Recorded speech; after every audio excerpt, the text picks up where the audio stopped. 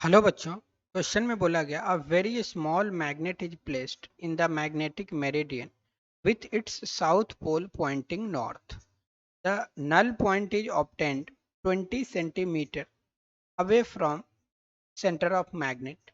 If the magnet Earth's magnetic field horizontal component at this point is 0.3 Gauss, the magnetic moment of the magnet is। देखो बच्चों, एक magnet रखा हुआ है। Suppose करो कुछ इस तरीके का मैग्नेट रखा हुआ है।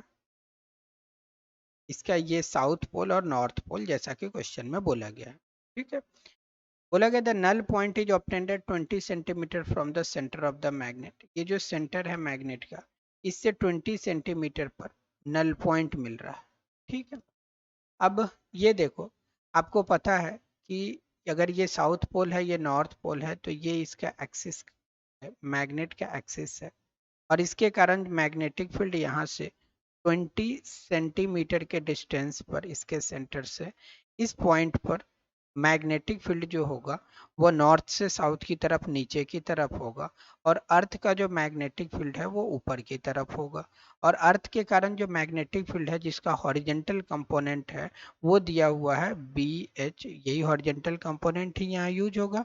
0.3 गॉस दिया हुआ है। जी लिख दो। सीजीएस यूनिट में हमें सारे कंपोनेंट लिखने हैं, हॉरिजेंटल कंपोनेंट। ठीक है। तो बोला गया the magnetic moment of the magnet is, अच्छा बोला गया the null point is obtained at 20 centimetre away from the centre of the magnet. इसका मतलब ये 0.3 मैग्नेट के कारण जो मैग्नेटिक फील्ड होता है, मैग्नेट के कारण मैग्नेटिक फील्ड कितना होता है बच्चों? 2 mu naught by 4 pi magnetic dipole moment m by R cube होता है।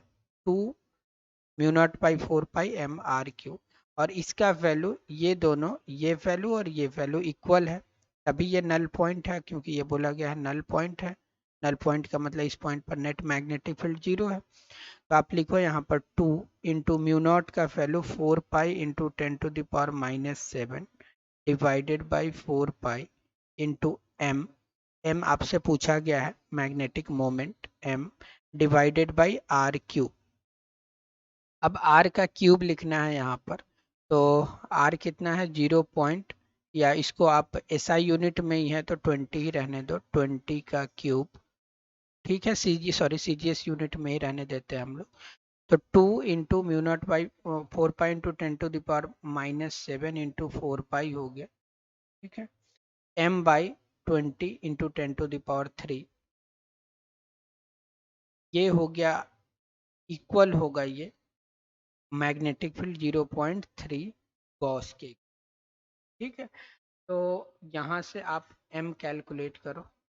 जब m कैलकुलेट करोगे यहाँ से, तो ये आफ्टर कैलकुलेशन ये वैल्यू आएगा 1.3 इंटू 10⁻³ ई एम यू में ये वैल्यू आ जाएगा। ओके।